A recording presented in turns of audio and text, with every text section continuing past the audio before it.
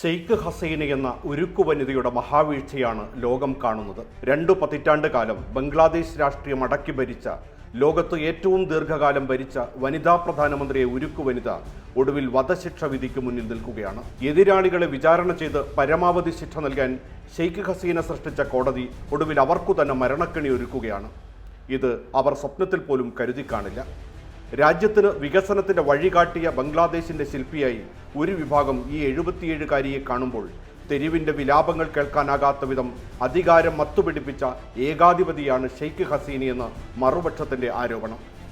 1947 September 28-ന് അന്നത്തെ കിഴക്കൻ പാകിസ്ഥാനിലെ തുങ്കിപ്പാരയിലാണ് ജനനം. ബംഗ്ലാദേശ് രാഷ്ട്രപിതാവ് ഷെയ്ഖ് മുജീബുർ റഹ്മാനാണ് പിതാവ്. ധാക്ക സർവകലാശാലയിൽ ബംഗാളി സാഹിത്യം പ്രധാന വിഷയമായി എടുത്ത് ബിരുദാനന്തര ബിരുദം പൂർത്തിയാക്കിയ ഷെയ്ഖ് ഹസീന വിദ്യാർത്ഥി രാഷ്ട്രീയത്തിലൂടെയാണ് രാജ്യത്തിന്റെ അധികാര വഴികളിലേക്ക് ആദ്യ ചുവടുവെക്കുന്നത്. 1968 ആണവശാസ്ത്രജ്ഞൻ MA വാസിദ് മിയാഹുമായി വിവാഹം. 2009 അദ്ദേഹം വിടവാങ്ങും വരെ മുഖ്യധാര രാഷ്ട്രീയത്തിലുണ്ടായിരുന്നില്ല. 1975 പട്ടാള അട്ടിമറിയിൽ പിതാവും മാതാവും 3 സഹോദരങ്ങളുമടക്കം കുടുംബത്തിൽ നിരവധി പേർ കൊല്ലപ്പെട്ടതാണ് രാഷ്ട്രീയത്തിൽ വഴിത്തിരിവായത്. വിദേശത്തായതിനാൽ ഷെയ്ഖ് ഹസീനക്കൊപ്പം ഇളയ സഹോദരി റിഹാനയും മാത്രമാണ് അന്ന് ബാക്കിയായത്. അന്നത്തെ ഇന്ത്യൻ പ്രധാനമന്ത്രി ഇന്ദിരാഗാന്ധി ഷെയ്ഖ് ഹസീനയ്ക്ക് ഇന്ത്യയിൽ അഭയം നൽകി. 6 വർഷം കഴിഞ്ഞ് 1981 ബംഗ്ലാദേശിൽ മടങ്ങിയെത്തിയ അവർ അവാമി ലീഗ് ജനറൽ സെക്രട്ടറിയായി സജീവ രാഷ്ട്രീയത്തിലിറങ്ങി. കൊല്ലപ്പെട്ട മറ്റൊരു പ്രസിഡന്റ് സിയാവൂർ റഹ്മാന്റെ മകൾ ഗാലിദാസ് മുൻനിരയിൽ അംഗത്തിനുണ്ടായിരുന്നതിനാൽ പിന്നീടുള്ള പതിറ്റാണ്ടുകൾ ഇവർ തമ്മിൽ അധികാരം പങ്കിടുന്നതായി കാഴ്ച.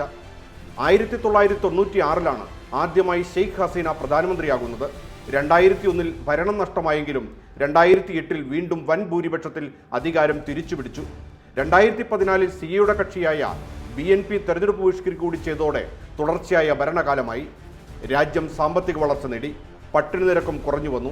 എന്നാൽ ഇതിനൊപ്പം എതിർപ്പുകൾ അടിച്ചമർത്തിയും പ്രതിപക്ഷ നേതാക്കളെ കൂട്ടമായി ജയിലിലടച്ചും മാധ്യമങ്ങൾക്ക് മൂക്കുകയറിട്ടും സുരക്ഷാ സേനകളെ തെരുവിൽ അഴിഞ്ഞാടാൻ അനുവദിച്ചത് പതിയെ രൂപപ്പെട്ടുവന്ന പ്രതിഷേധത്തിന് തീവ്രത കൂട്ടി. തന്റെ പാർട്ടിക്കാർക്ക് കൂടുതൽ അധികാരവും തൊഴിലും ഉറപ്പു നൽകിയുള്ള ഭരണപരിഷ്കാരങ്ങൾ കൂടിയായതോടെ 2024 ജൂലൈ പകുതിയോടെ വിദ്യാർത്ഥികളുടെ നേതൃത്വത്തിൽ തെരുവുകൾ നിറഞ്ഞു. പിന്നെയെല്ലാം പെട്ടെന്നായിരുന്നു. പുറത്താക്കപ്പെട്ട ഷെയ്ഖ് ഹസീന ഇന്ത്യയിൽ അഭയം നേടി. മുൻ നൊബേൽ ജേതാവ് മുഹമ്മദ് യൂനിസ് ഇടക്കാല സർക്കാർ ചുമതലയിലുമെത്തി. ഇതിനിടെ ഷെയ്ഖ് ഹസീനയെ കൈമാറണമെന്ന ബംഗ്ലാദേശിന്റെ ആവശ്യത്തോട് അനുകൂല നിലപാടല്ല ഇന്ത്യക്കെന്ന സൂചനയാണ് വിദേശകാര്യ മന്ത്രാലയത്തിന്റെ പ്രതികരണത്തിലൂടെ മനസ്സിലാകുന്നത്.